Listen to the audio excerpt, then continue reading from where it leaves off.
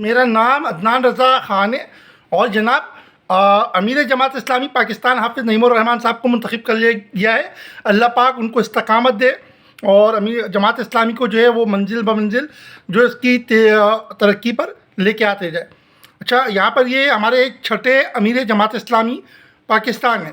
اس سے پہلے سید ابو علل مودودی صاحب، اس کے بعد جو ہے وہ میاں طفیل صاحب، اس کے بعد قاضی حسین احمد صاحب، پھر منور حسن صاحب، اس کے بعد سراج الحق صاحب اور اب حافظ نعیم الرحمان صاحب جو ہے امیر جماعت اسلامی پاکستان ہیں۔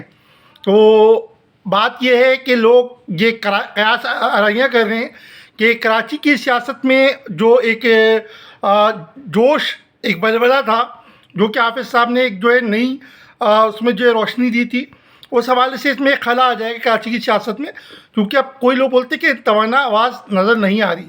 ماشاء اللہ سے جماعت اسلامی میں بہت ساری توانا آواز موجود ہے، لوگوں کو کسی کو فکر کرنے کی ضرورت نہیں ہے، لیکن میری اپنی ایک رائے ہے۔ توانا آواز میں سے ایک آواز میری نظر میں جو ہے وہ سید عبدالرشید صاحب کی ہے۔ اس طرح کے بہت سارے لوگ ہمارے پاس موجود ہیں جو توانا آواز کے طور پہ ابھر کے سامنے آ سکتے ہیں اور ایک کراچی کو اچھے اس پر لے کے آ سکتے ہیں۔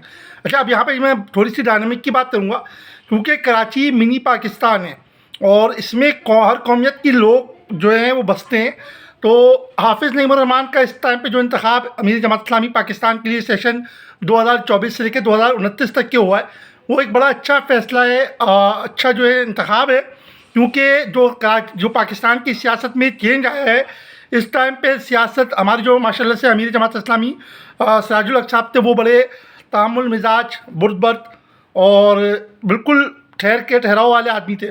حافظ صاحب ہمارے تھوڑے سے ماشاء اللہ سے جذباتی اس حوالے سے کہ ان کی سیاست تھوڑی ڈفرینٹ ٹائپ کی ہے، اور ہمارے جو سراج صاحب تھے ان کی سیاست تھوڑی ڈفرینٹ ٹائپ کی تھی۔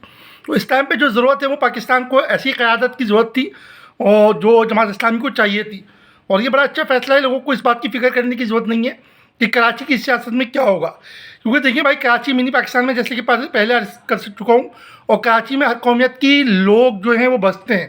کراچی کی ڈائنامک جو ہے وہ پاکستان کی ڈائنامک تقریباً سیم ہے، کیونکہ یہاں پہ ہر قومیت جو ہے بستی ہے، تو پورے پاکستان کا بھی وہی ہے۔ جو امیر جماعت اسلامی جو منتخب ہوئے ہیں ابھی حافظ نعیم الرحمان صاحب، وہ اس کو سمجھ سکتے ہیں اور ایک جماعت اسلامی کو اسٹیپ بائی اسٹیپ اچھے لیول پر لے کے جا سکتے ہیں۔